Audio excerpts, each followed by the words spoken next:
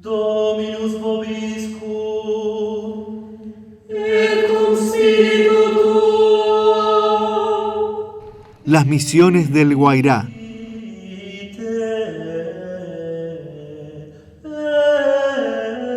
Hacia el norte del río Iguazú se hallaba la región del Guairá. Los primeros misioneros fueron José Cataldino y Simón Maceta. Fundaron una población con 800 indígenas, que fue bautizada por el padre Cataldino con el nombre de Virgen de Loreto. Luego de construir un templo provisional, continuaron la recorrida por la región. Aquí se entiende cómo surge el origen de San Ignacio Miní. Con el aumento de habitantes en Loreto, el padre Nicolás del Techo escribe: muchos se trasladaron a Loreto, y como eran más de los que allí podían vivir, a petición del cacique, fundóse otra población a 1/4 de legua de la anterior. Tanto ella como su templo fueron consagrados a San Ignacio. Si bien estas reducciones se iniciaron en 1610, la fundación oficial de San Ignacio fue el 31 de julio de 1612. En la zona del Guairá se va a destacar otro criollo como Roque González, que es Antonio Ruiz de Montoya, un peruano que nació en Lima.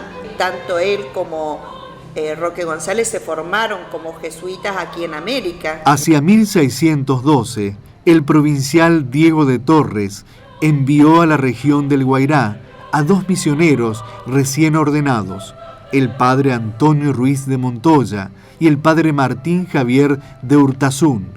El primer pequeño libro de historia de las misiones se escribe tempranamente.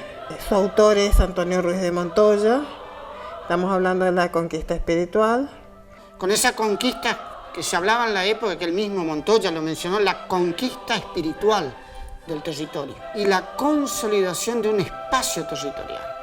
Da cuenta del nacimiento de los pueblos misioneros. Então, esse foi momento muito importante, onde Ruiz de Montoya, que é o principal escritor deste período, né? O primeiro, o homem que saca o Guarani de ser uma língua solamente hablada y escribe, ¿no?, el Guaraní, ¿no? Los pueblos originarios eran ágrafos.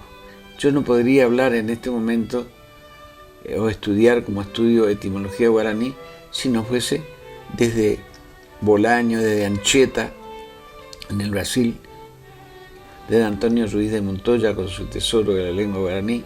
Momentos en los que él tuvo que ponerse en observar detenidamente al guaraní parlante para producir semejante vocabulario, por ejemplo, de la lengua guaraní, o su diccionario, o su gramática, y después llevar todo este trabajo de traducción al orden religioso a través del catecismo. Los catecismos fueron los primeros que hicieron, sí.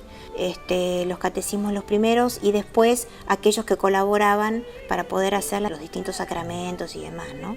Montoya fue el precursor, digamos. Ruiz de Montoya hace el primer vocabulario. Muy interesante ver ese libro, como por ejemplo, si era un dialecto el guaraní, de una palabra en guaraní surgían a lo mejor 3 o 4 frases enteras en español, ¿no?, o en latín.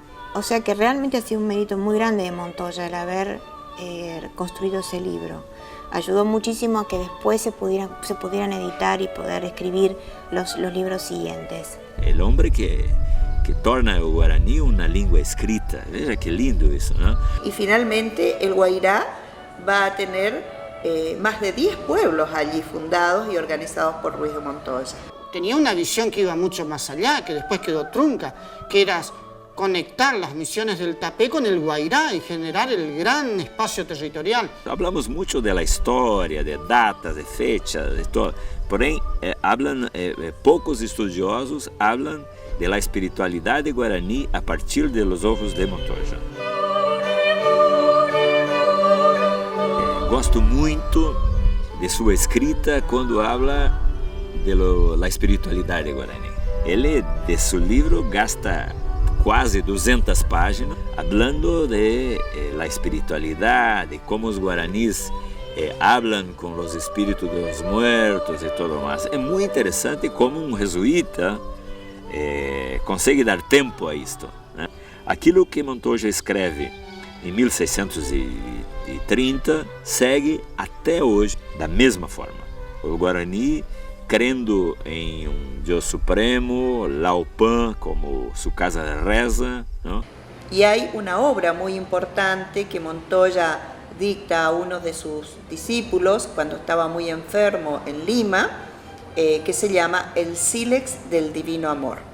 Porque estas ideias mais espiritualizadas, solamente os europeus falaram disso em 1850. Veja que em 1600 Montoya já habla disso. Del Guairá se tiene un documento extraordinario de los trabajadores de la hierba mate, que eran del Guairá, obligados por los encomenderos a trabajar en los yerbales, y ellos furiosos por el maltrato de los encomenderos. A buscar a la selva, como decían los jesuitas del comienzo, ¿no es cierto?, a lugares selváticos, la hierba natural, digamos, pero que generaba una mortalidad muy grande de los indígenas por fieras, era muy complicado. El Maracayú. Y mismo en los pueblos del Guairá, de lo que hoy es el estado de Paraná, en Brasil, también estaban encomendados. Esto está conservado, lo tenemos estudiado. Y es el primer gran documento de la literatura guaraní. Yo diría que los catecismos, todo eso son documentos en guaraní, pero este es un documento guaraní.